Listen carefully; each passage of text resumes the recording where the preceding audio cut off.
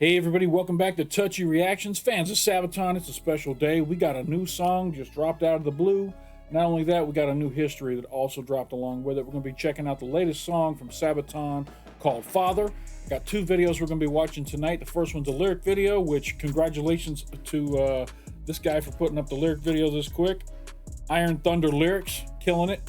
And then we're going to watch the Sabaton history after that. So that's what we're doing tonight. Let's not waste any time. Let's go ahead and jump into this new song. Wait a minute. I got to give credit. I wouldn't know about this if it wasn't for my patron, Mia H. Messaged me and said, hey, Sabaton just dropped a new song called Father. They also released a history for it. Personally, I love the song already. Joachim sounds epic. So shout out to Mia H for turning me on to this. I didn't know it was coming, but I'm excited to get into it. So let's go ahead and jump into this. This is the lyric video for Sabaton's Father. Here we go.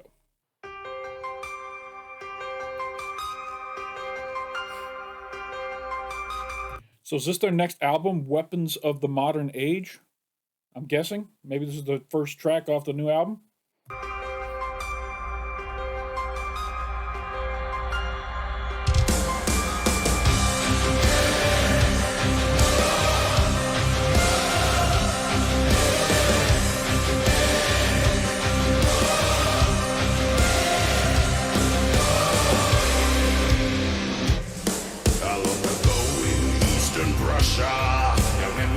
Ambitions rise. So who can tell me, who can say for sure which one will win the Nobel Prize? It was the golden age for science. The Kaiser Reich would hold the key. And as the conflict came, the tensions rose. The manifest of the 93. Almost the great alliance. Where's the contradiction? Defend the world by ways of science till the Lord of Saint. Father of toxic gas and chemical warfare, his creation has been released over no man's land. A poisonous nightmare, a deadly mist on the battlefield.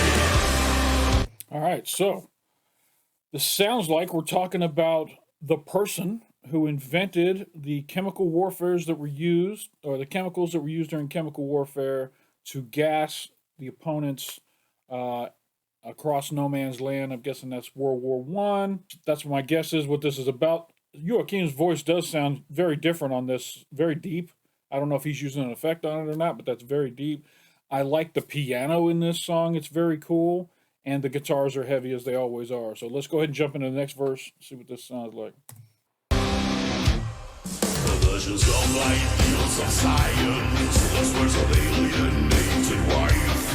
And in the trenches of the Western Front, unknowing soldiers pay the price. Men of the battlefield, the dying, men of the fields, the crops are grown.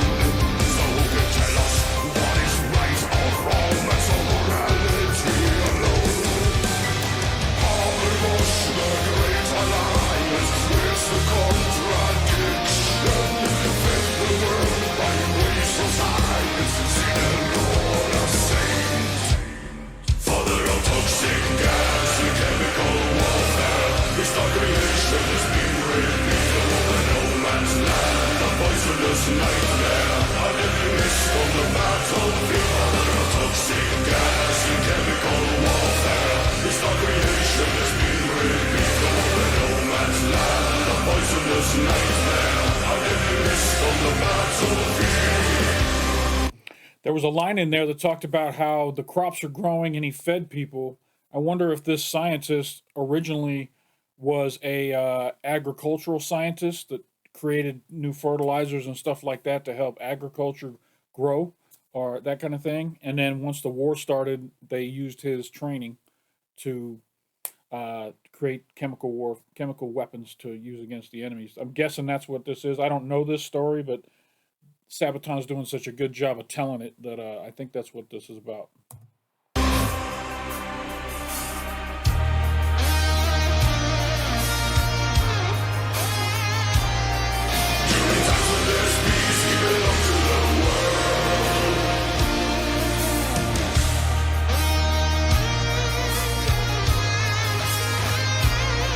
During times when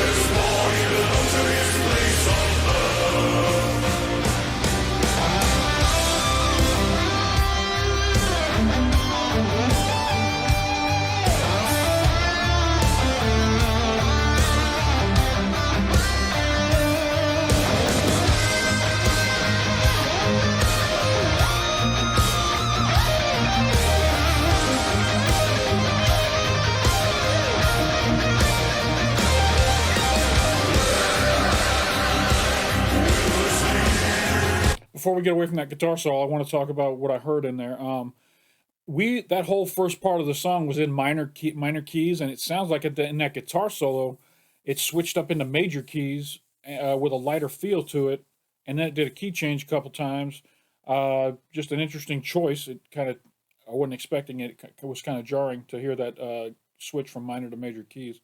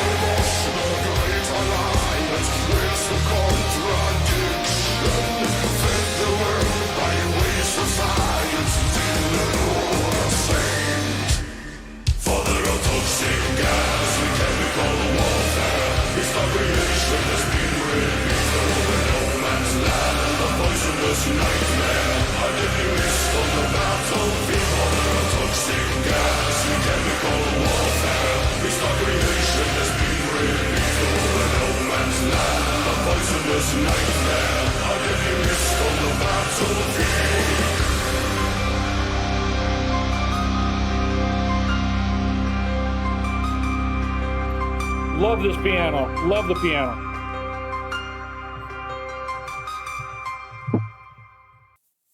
Let's see. I'm not going to give my opinion of the song yet. We're going to go ahead and check out the Sabaton history, and then we'll talk about the overall idea of the song and my opinion of the song when I get to the end there.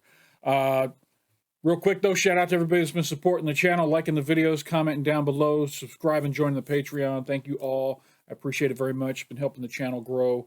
And a ton of you guys are Sabaton fans, and it's definitely the most reacted to group that I've done on this channel. I'm knocking on 80 reactions to Sabaton. And I'm going to see them live in 4 days. In 4 days, I'm going to be in Nashville, Tennessee, watching Sabaton live with my wife. We are super excited about it. We've been running the playlist around the clock, making sure we know as much as we can sing along with, we're going to be singing along with. And I'm super excited about it. I hope a miracle happens and I get a chance to meet the group. That'd be awesome if there was some happenstance that we run into each other. I actually got them some gifts that if I'm able to bump into them, I'm going to give them these gifts. So that's cool. I've been emailing them, asking them to play 82nd All the Way during the concert, if possible, all that stuff. I'm just being a stupid fan over here, but I'm super excited about it. All right, let's go ahead and jump into this Sabaton history. This is Father Fritz Harber, Sabaton history number 113. It's been a minute since we got a new Sabaton history, so thank you, Indy. Thank you, Sabaton, for getting this one out. Let's go ahead and jump into it. Here we go. Hi there, I'm Pat from Sabaton. And I'm Indy Nidell. And today here on Sabaton History Channel, we are premiering a brand new song. You are hearing it here for the first time. Father.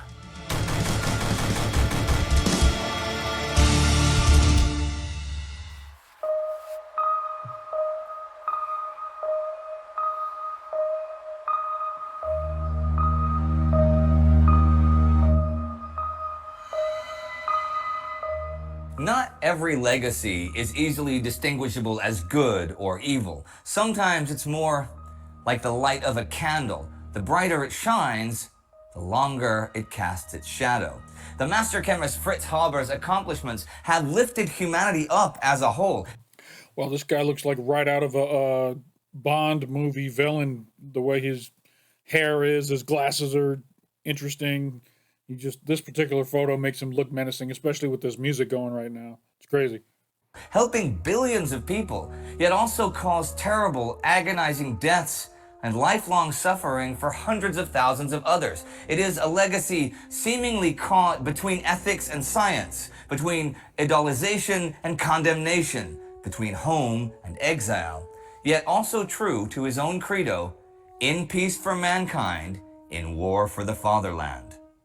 The Nobel Prize Committee of the Swedish Royal Academy announced its honorees for the years 1914 to 1919, the war years. 5 of those honored were Germans, and among them was Fritz Haber. He was awarded the 1918 Nobel Prize for Chemistry for the groundbreaking achievement of creating synthetic ammonia. Yet, there was a loud roar of outrage by French and British scientists who sent in notes of protest. Haber, they said, was the father of chemical warfare. And yeah, he was that too.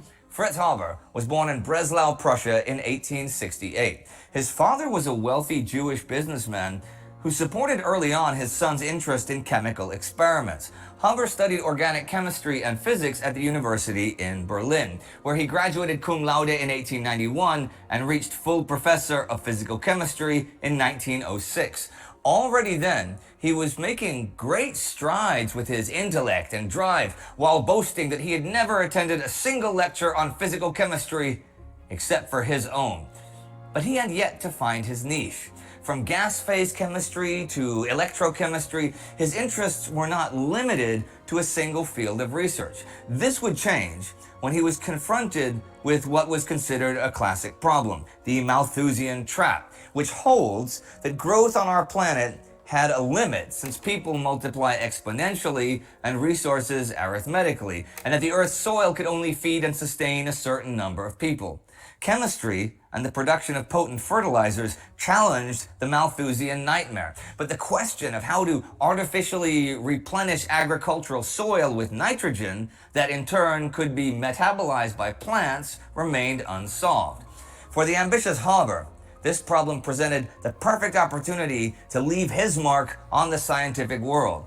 The scientists before him had provided theories that the fixation of hydrogen and nitrogen out of the air was indeed possible, yet no one had found the correct amount of pressure, heat, and the right catalyst to do so. Without going into detail, it would be Fritz Haber who finally succeeded where others had failed. Through correct calculations and by adding an osmium catalyst, he achieved the desired gaseous reaction and brought about the equilibrium constant. Eureka! There was ammonia! In cooperation with Carl Bosch, who'd go on to replace the osmium with an iron catalyst and the industrial capacities of BASF, synthetic ammonia would soon be in full production. What is known as the Haber-Bosch process would literally change life on Earth, as it made today's population numbers possible. So billions of people can thank Fritz Haber.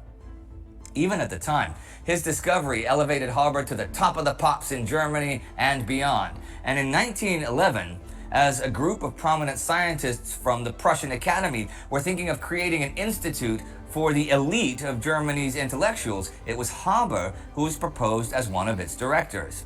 As the head of the Kaiser Wilhelm Institute for Physical Chemistry and Electrochemistry, Haber would have the first heyday of his career, and science in Germany thrived like it never had before.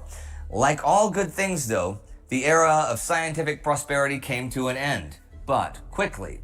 The outbreak of the Great War not only put an end to nearly all research that was not vital to the war effort, but it also shattered the previously well-knit international academic community. What was once for the sake of all mankind, leading their research according to principles of the République des Lettres, was now stifled by the demands of warring nations, and scientists were drafted into the chemists' war to build the deadliest weapons of their time. Fritz Haber's research into ammonia was almost immediately of importance for the German war machine. The Kaiser and his generals had planned for a very short war, and German explosives and the propellant industry relied on saltpeter nitrate imports from Chile, which was now blocked off. That problem was overcome by Haber, who was now hailed for creating gunpowder from the air. But this was only the beginning of his involvement in the war.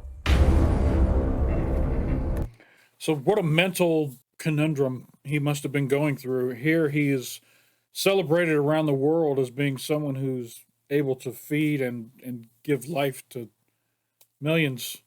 And now there's a world war going on where he's now having his skills put to taking the lives of as many as possible.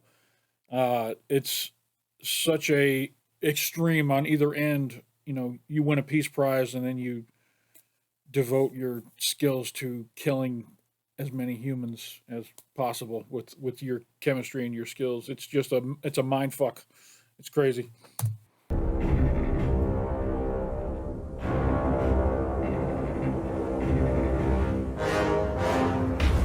In the early morning hours of April 22nd, 1915, a greenish yellow fog, up to 2 meters high, crept towards the Allied lines. It was driven by the wind, and those who smelt it described its sweetish, chloric smell, which was also irritating like pepper. But those who did so were also soon seen coughing, spitting, and retching. Caught in the fog, men clutched their throats, their eyes red with pain, stumbling around in terror. Many simply collapsed to the ground, gasping for air. The Germans had unleashed 160 tons of Haber's newest invention, chlorine gas. As a weapon, the gas attacked the mucous membranes and the wet tissues of lungs, eyes, and throat. This was the advent of modern chemical warfare. No one was quite aware of what kind of Pandora's box had been opened. For Fritz Haber personally, the day was both triumph and tragedy. The German military called Haber a national hero and symbolically promoted him to Hauptmann. His marriage, however, was reaching its darkest point.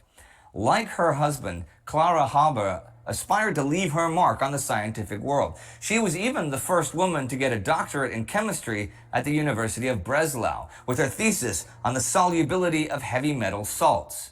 Heavy metal. Yet, unlike her husband, this did not open the doors of the academic world to her. Although her colleagues were generally supportive, this was not a time when women often found employment in fields like physics or chemistry. Clara worked as a freelancer, but was frustrated over her expected role as a housewife, mother, and hostess to the prominent guests of her husband. Tired and depressed by an unfulfilled life and a dysfunctional marriage, Clara took her own life. On the day when Fritz Haber was hailed a hero by the press, she was found dead by their 13-year-old son. Haber's thoughts about her death. Give me a second. All right. I just hate stories about suicide. That's all I'm going to say about that. And I can only imagine how painful that young boy had to go through that experience, and probably stuck with him every day for the rest of his life, regardless of what side they're on and all that kind of stuff. No one should ever have to discover a loved one passed away that way. It's just, it hurts me to think about it. Remain unknown, and contrary to a lot of public opinion, there is no evidence that Clara's suicide was caused by her husband's involvement in chemical warfare. Either way, Haber left for the Eastern Front the next day to instruct German pioneers on how to deploy his new weapon. Gas would become one of the most feared weapons of the whole Great War. But although many of Haber's colleagues spoke out against its introduction, calling it a perversion of science and fundamentally abhorrent, it was not universally condemned. In fact, far from it. The Entente was quick to retaliate, of course, turning gas warfare against German soldiers as well. Haber argued that he wanted to primarily break the psychological will of Germany's enemies, much like with the frightening effect of a flamethrower or a bayonet charge. Once the stalemate on the fronts was broken, it would save so many others from the machine guns and artillery shells of a prolonged war. Until the end of the war, the Kaiser Wilhelm Institute would continue to produce other chemical agents, most notably phosgene gas and ypirite, also known as mustard gas. Haber introduced the concept of Buntschießen, where different kinds of gas shells were deployed in an effort to act as mask breakers, right? Like one kind of gas would penetrate the filters, forcing the affected soldier to take off his mask, only to then be hit by an asphyxiating gas shell the next moment. Yet, poison gas ultimately did not shorten the war. Instead, it's estimated that by the war's end, around 1.3 million soldiers were wounded by the effects of chemical weapons, many blinded or with lungs destroyed, many of them killed by asphyxiation or internal bleeding.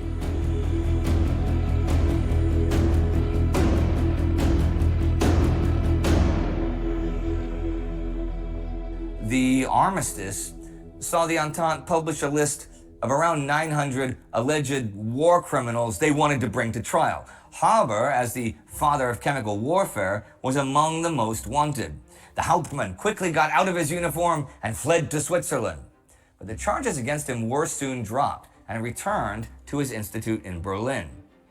In 1920, he was awarded the Nobel Prize. There's Einstein over there.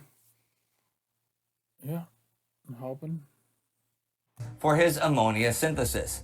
At the ceremony, no one mentioned his involvement in trying to keep the German war machine afloat, nor how his inventions gave birth to modern gas warfare. Many in Europe's scientific community simply wanted to return to how it was before the war. Haber never showed any signs of remorse. Instead, he turned his full attention to the prosperity of his institute. Under the great Haber, it would attract many world-class scientists and promote new ways of scientific thinking, from embryonic quantum mechanics to gas kinetic studies to the transfer of energy between atoms. There were many branches of science at work here. One somewhat funny project called Gold from Seawater was aimed at combating the Republic's growing debt by extracting gold from the oceans. Okay, although based on a huge miscalculation and soon abandoned, the idea showed how open-minded the Institute was to unconventional ideas. Supported by prominent sponsors from the industry, Haber would enjoy another heyday, which also came to its end. When the Nazis rose to power in 1933, they soon extended their clutches to Germany's scientific world. Although Fritz Haber had converted to Protestantism when he was 25, he was still a persona non grata to the new state. Hitler personally hated the Jew Haber, who openly supported the democratic principles of the Republic. Yet, Haber was too well established to be attacked publicly. Instead, they pressured him with new laws, demanding the Institute fire all scientists of Jewish ancestry. Haber, who believed that science and academia stood above such differences, could not accept this, and instead put in his own resignation letter. Then he was basically banished from the fatherland he had worked tirelessly to save and improve. At first he went to Cambridge University, then toyed with the idea of moving to Palestine. But he could not bring himself to fully break with his German identity. I mean, he looks just like Dr. Evil from the Austin Powers movies right here. Looks just like him. Haber died in Switzerland on January 29, 1934, from a heart attack. To this day, Fritz Haber's legacy remains controversial, at least historically. From a purely scientific viewpoint, his accomplishments in the world of chemistry were indisputably the works of one of the greatest. The benefits of the Haber-Bosch process are enjoyed every day around the globe. But the legacy of the horrors of gas warfare remains a dark shadow over Haber's and mankind's history. Father.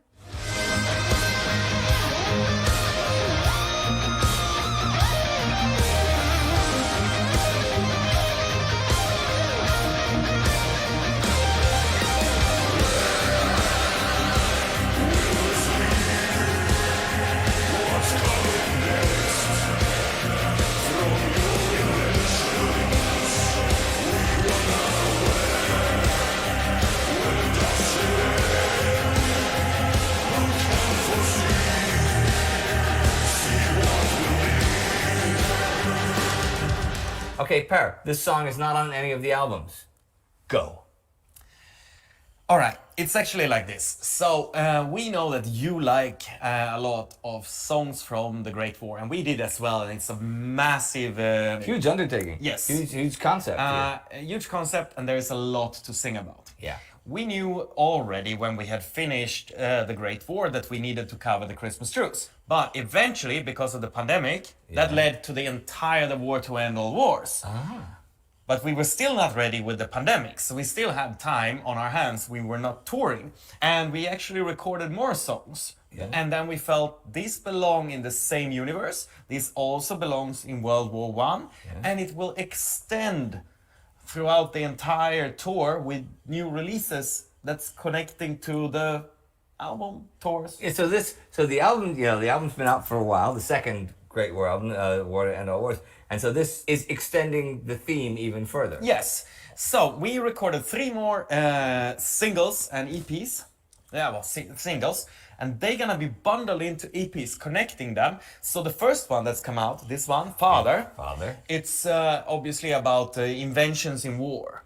And when you think about that, the first one, the first EP is connected to inventions during the Great War. So there we have the Attack of the Dead Man comes in there, of course, and it also fits in with future warfare, about the invention of tanks. And you know something interesting that I've talked about.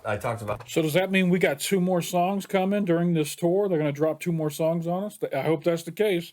That's got me excited.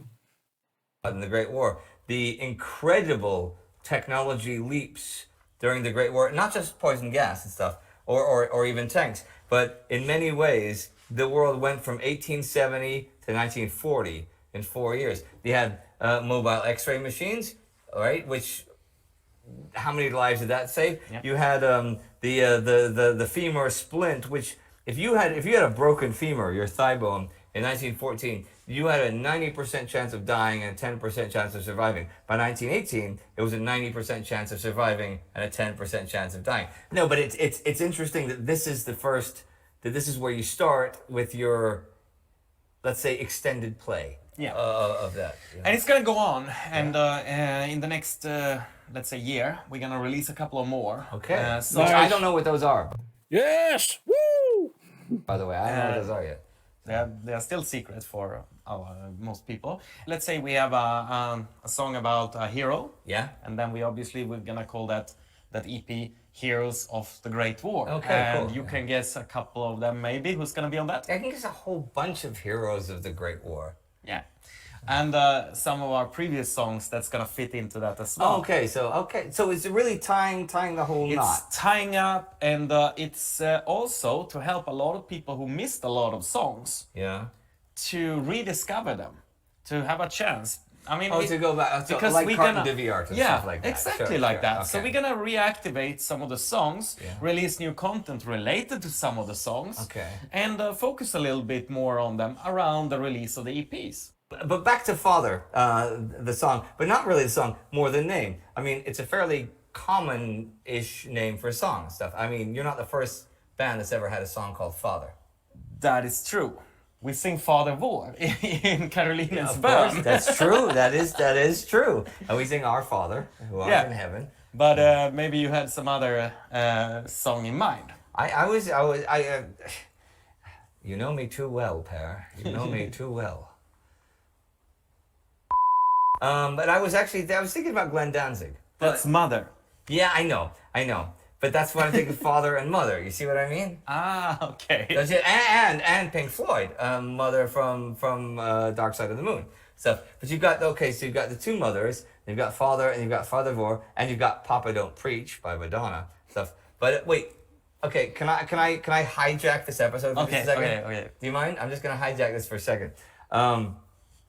Glenn Danzig, before Sam Hain and Danzig, they had the Misfits. And when I was in my early teens in Houston, Texas, I was really into punk and new wave. But there was the only radio channel you can get it on was local Rice Radio, and I couldn't even pick that up at night. I lived too far away from the university. The record store. It was like a 20-minute bicycle ride from my house, Hastings Records, which was huge. It was biggest part of this compound, and they had one little rack with 3 rows that said punk and new wave, with 3 rows of records. And I would save up my money, because it was like $7.99 to buy a row. It's a lot of money for a kid then, like if you're 12 or 13 years old. And I would buy a record based on what the record cover looked like. And that's when I got Misfits Walk Among Us, because Misfits looked so cool on Misfits Walk Among Us that I bought that, which is still one of my favorite albums today ever, which I still think is the best thing Glenn Danzig ever did. No offense to anybody who likes any of his later music and stuff, because I liked him better as a punk. I did. Okay, I thought that you're gonna say that that's where I found Papa Don't Preach. Oh, no. This is before Papa. This is before Madonna.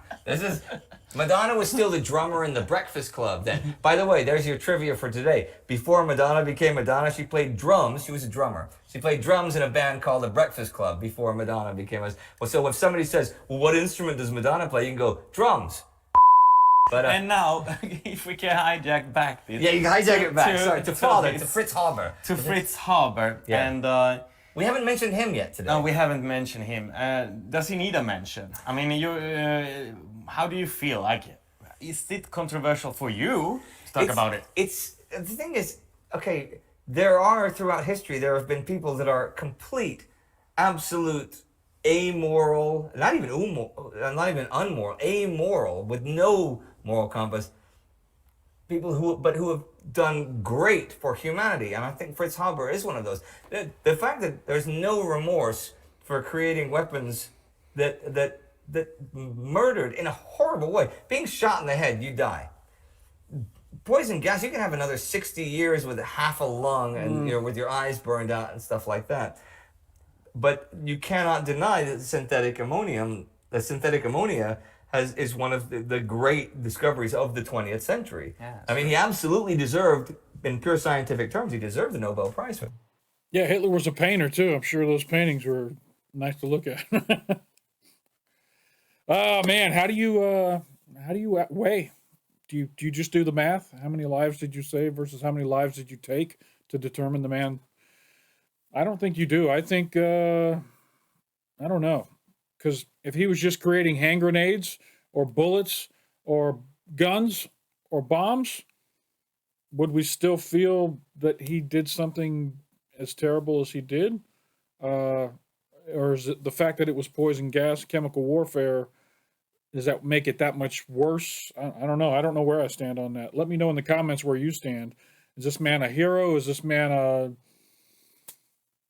anti-hero? Is he something else? Let me know. For that. How do I reconcile that? I have a hard time reconciling it. I think I would not have liked to hang out with Fritz Haber. What do you say? If we travel back in time, we're gonna avoid him. But we're probably not gonna travel back in time to meet Fritz Haber. Probably. We're probably gonna look ahead for new episodes of Sabaton History Channel in the future. In the future, we can't wait to see you guys there. Don't forget to click subscribe, and don't forget to keep checking your internet for future episodes of Sabaton History.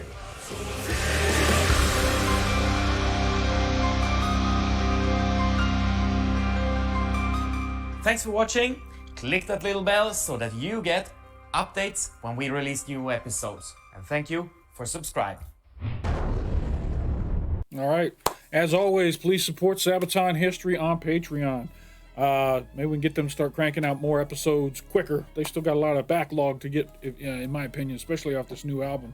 Let me take a quick second to tell you what I think about this song. I really like the chorus. I really like the guitar solo part of it. I wasn't a huge fan of the first verse. The second verse was better. So overall, I give this song maybe a 80 out of 100. I mean, it's not my favorite Sabaton song. It's not going to go in my top 10, but it's also nowhere near my least favorite Sabaton song. So like I say, 80 out of 100, pretty good score. Again, the chorus is great on it. It tells a great story. I was able to tell what this was about by listening to the lyrics. So that's what Sabaton's all about, is teaching us about new things in history that we may not have known about. So it does that.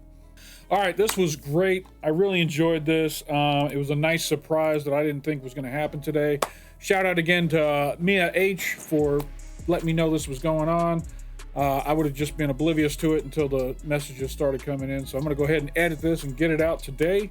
And I've got a couple of Sabaton videos I have to do before I go see them in concert on Monday. I still have to do Dreadnought.